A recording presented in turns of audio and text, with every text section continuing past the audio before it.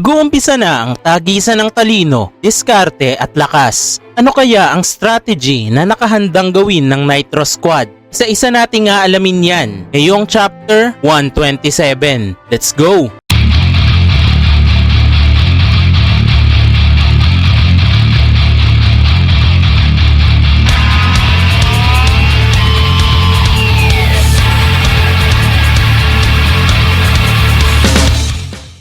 Ang unang sasalang sa laban ay ang unang muscle man ng Star Rain na si Lucas versus Netomeg ng Nitro Squad. Base daw sa Galaxia Hero Burst, ang tatlong muscle man na ito ay nasa top 20 ng world ranking. Pero hindi daw ito magiging hadlang para sa kanila. Ang kailangan nilang gawin ay makita kung hanggang saan kayang dalhin ito ni Megumi. At para makapaglaban si Sylvia at Kay, kailangan nilang pahabain ang kanilang laban hanggang sa makadalawang oras sila. Kung iisipin, sobrang hirap nito para sa kanila. Pero walang magbabago sa kung anong kailangang gawin ni Megumi. Ang gagamitin ni Megumi ay ang villain na si Igdrea. At ang gagamitin naman ni Lucas ay ang hero na si Dr. Sandalphon. At ito nga din daw ang napredict nilang pipiliin ni Lucas. Ayon sa mga bali-balita pa, itong si Lucas daw ay madaling nakakahanap ng girlfriend pag ito ay naglalaro sa iba't ibang bansa. Pero puwera biro, si Lucas ay isang type ng player na pag-aaralan muna yung kalaban para mas lalo siyang lumakas. Sa madaling salita, itong si Lucas ay matalino, kaparehas ni Kay at Megumi. Pero mas malakas sa ganitong larangan si Lucas. Hanggang ngayon ay tumatama naman ang lahat base sa kanilang kalkulasyon. At ang laban ay nauwi sa parehong laban ng hero versus villain na madalas nangyayari sa mga comics.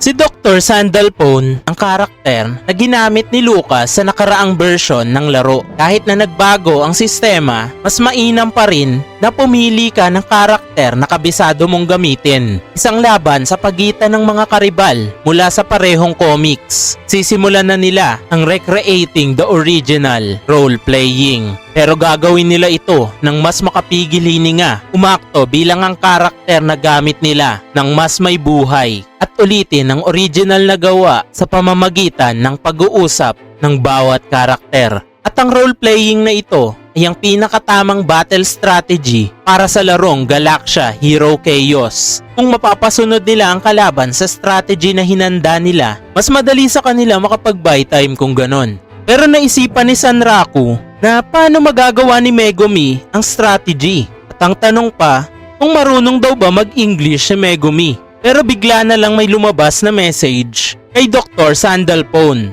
na activated na daw ang Babel. At sabi dito, ang Babel nga pala guys ay isang real-time translation system. Ito ay bagong feature ng Utopia Computer Entertainment. Sa pamamagitan ng Babel, makakapag-communicate at magkakaintindihan na ang dalawang magkalaban nang hindi pinoproblema ang language barrier. Mas mapapadali pa ang strategy na hinanda ng Team Nitro dahil sa Babel. At dito na nga mag-uumpisa ang laban. Ang kailangan para manalo sa laban ay mapabagsak ang katunggali o makuha ang Chaos Cube. Ang Lucas versus Netomeg ngayon ay nagsisimula na. Kailangan ni Meg na magamit lahat ng 10 minuto kada rounds. Manalo ng 2 beses at ipatalo ang isang laban. Yan ang goal ni Megumi. Kahit na ang katapat niya ay isa sa American team, kailangan niyang magawa itong lahat. Para makamit niya ang mga kondisyon na ito, kailangan niyang mag-role-playing at mag-focus para matulungan si Kay. Habang nag-iisip si Lucas kung paano niya kakalabanin si Megumi, nagulat ito nang may biglang nagsitalsikan na mga tao galing sa building. Kaya ginamit nito ang kanyang psychic power para masalo ang mga tao bago ito mahulog. Maganda daw ang unang atake ni Megumi pero hindi daw siya si Megumi, banggit ni Netomeg. Dahil siya daw ay si Igdrea. Si Igdrea ay dinukot ng isang siraulong doktor at binago ang kanyang katawan sa ganitong anyo. Isang kaawa-awang babae. Ngayon, wawasakin niya na ang tiwaling mundong ito at lahat ng nasa loob nito. At kung kaya daw siyang pigilan ni Dr. Sandalphon ay gawin na ito habang maaga. Sa pagkakataong ito, kumuha na ng alas sa magagamit si Igdrea. Ito nga ay ang mga bata na NPC. At At ang sigurado ngayon ay wala naman daw pakialam si Dr. Sandalphon sa mga batang ito. Gulat na gulat at mukhang dismayado nga ang lahat sa ginawang strategy sa paglaban nitong si Meg. At napapaisip dito si Lucas kung sasabay ba siya sa sinet up na eksena ni Meg. Sa pagkakataong ito, wala pa ding reaksyong pinapakita si Lucas at unti-unti nang tinatamaan ng hiya si Megumi. Sa pag-a-analyze nga ni Sanraku, bibigyan niya daw si Meg ng 60 points kasi kita niya daw na nahihiya na ito sa ginagawa niya.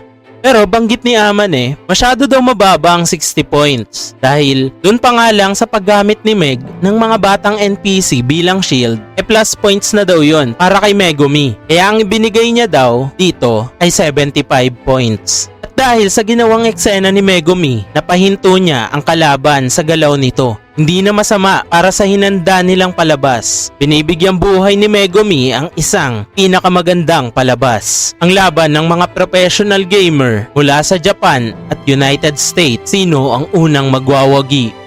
At dito na nga po nagtatapos ang kwentuhan natin. Kaya tara, shoutout time muna tayo. Shoutout nga pala kay Miss Nika. Shoutout kay Sir Gord Lang Alam. Shoutout din Sir Makmak. Shoutout sa'yo, Q. Shoutout Miss Anjanet. Shoutout din po kay Ma'am Karen. Shoutout Sir J. Rex. Shoutout Sir Muzan. Shoutout Sir Joshua. Shoutout Sir Henry. Shoutout po Sir Joe. Shoutout din Sir Neil. Shoutout din po kay Sir Raymond. Shoutout din Sir Retri. Shoutout po Sir Earl. Shoutout din po kay Sir Ken. And lastly, shoutout po Blasphemic Preacher. Maraming salamat po sa inyong walang sawang suporta. Sa mga gusto pong magpa-shoutout, mag-comment lang po kayo sa baba.